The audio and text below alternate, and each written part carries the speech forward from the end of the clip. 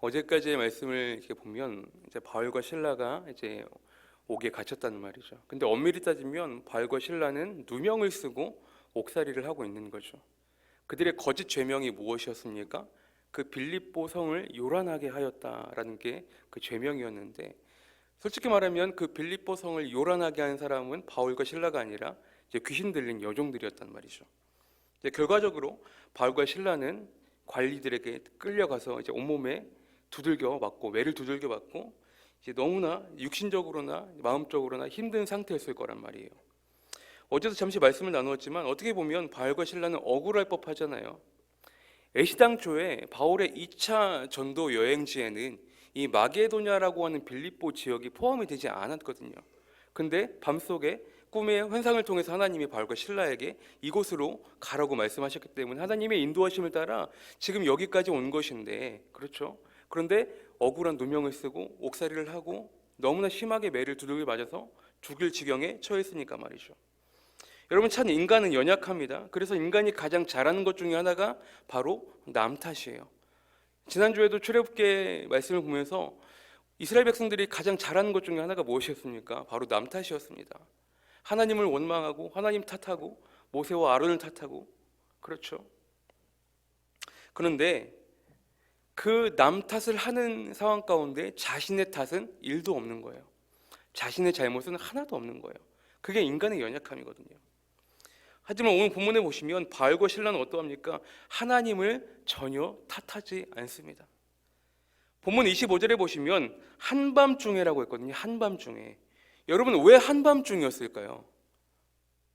바울과 실라는요, 온몸에 엄청나게 매를 두들겨 맞았을 것입니다. 그에 앞서 23절을 먼저 보시면 많이 친 후에 옥에 가두고 그랬단 말이에요.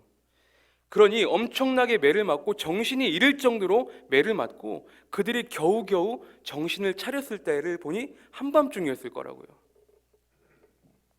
그런 바울과 실라가 간신히 정신을 부여잡고 가장 먼저 한 일이 무엇입니까? 하나님을 찬양하고 기도했다라는 거예요. 여러분, 이런 말 들어보셨습니까? 힘들 때 웃는 자가 인류다라는 말 들어보셨습니까? 여러분, 신앙도 결국 마찬가지거든요. 우리가 정말로 극한의 상황과 힘듦의 그런 어려운 상황 가운데 우리가 할 수 있는 일이 아무것도 없을 때에 하나님을 찾는 것이 진짜 믿음인 줄 믿으시길 바랍니다. 오늘 바울과 실라가 그랬던 거거든요. 그들이 처한 감옥에서, 그것도 지하 감옥에서 기도하고 찬양하는 것은요, 용기를 내어야만 했던 일입니다.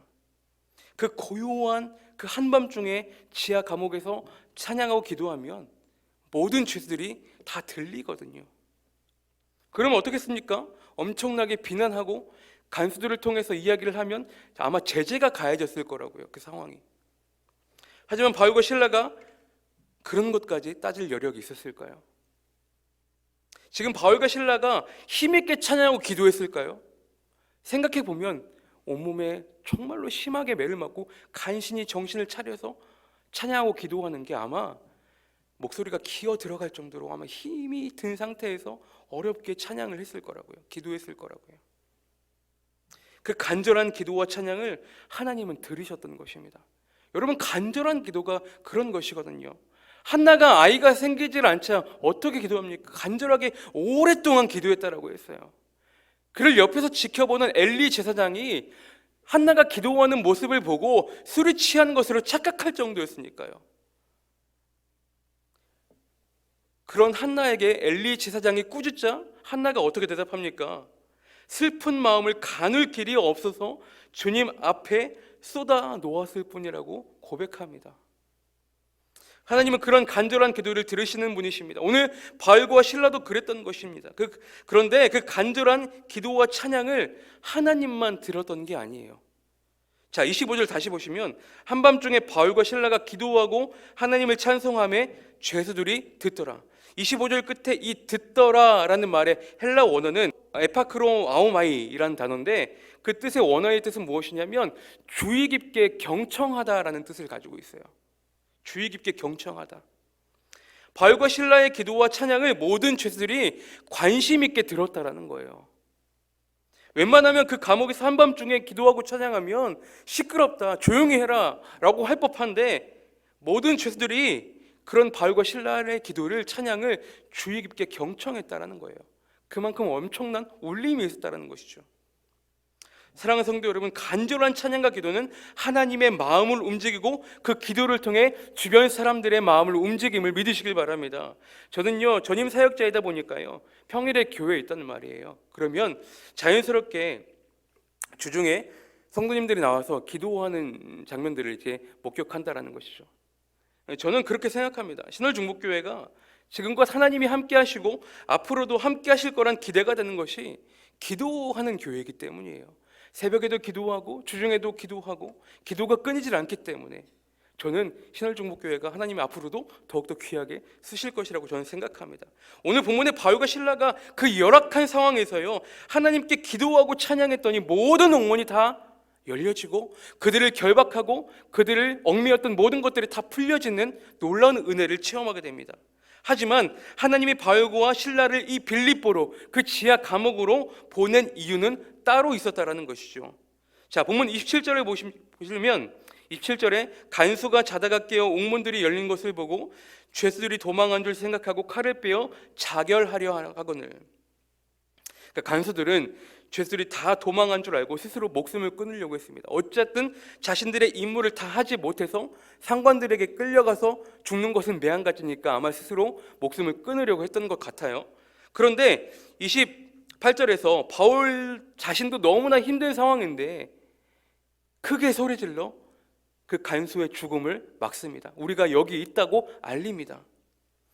그렇게 두려움에 떨고 있는 간수들이 바울에게 우리가 어떻게 하면 구원을 받으리까 할 때 바울이 이렇게 대답하죠. 31절을 보세요. 이르되 주 예수를 믿으라, 그리하면 너와 내 집이 구원을 받으리라. 아멘. 결과적으로 간수들은 그 복음을 받아들이고 자신들뿐 아니라 33절에 보시면 온 가족이 다 세례를 받은 후에 34절 끝에 보시면 그와 온 집안이 하나님을 믿음으로 크게 기뻐하니라 그랬습니다. 여러분, 그렇습니다. 바울과 신라는 하나님의 인도하심을 끝까지 신뢰했던 것입니다. 왜냐하면요, 바울과 신라가 애시당초 이 마게도냐 빌립보 성에 온 목적과 이유의 근본적인 이유가 무엇입니까? 영혼 구원이었다라는 거예요. 전도였다라는 거예요.